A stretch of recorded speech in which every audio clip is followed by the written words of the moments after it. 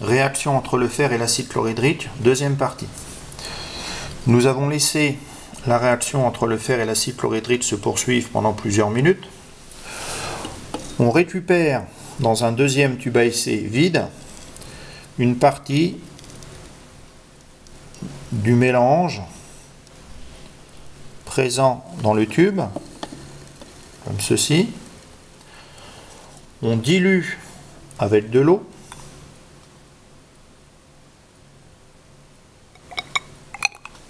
Ceci, et on verse ensuite une solution de soude dans le tube à essai.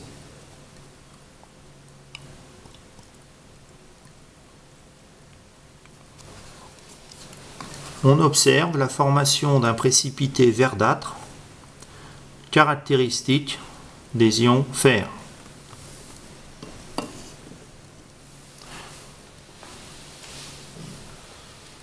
On peut rajouter un petit peu de soude pour que le précipité soit plus visible.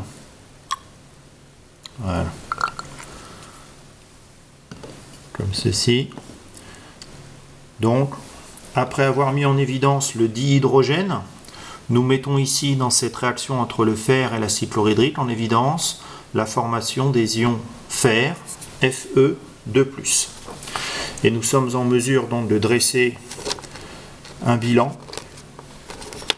La réaction entre le fer et l'acide chlorhydrique engendre des ions fer et du dihydrogène.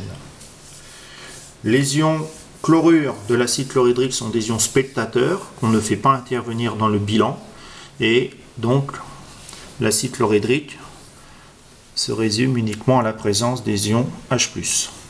Donc je récapitule.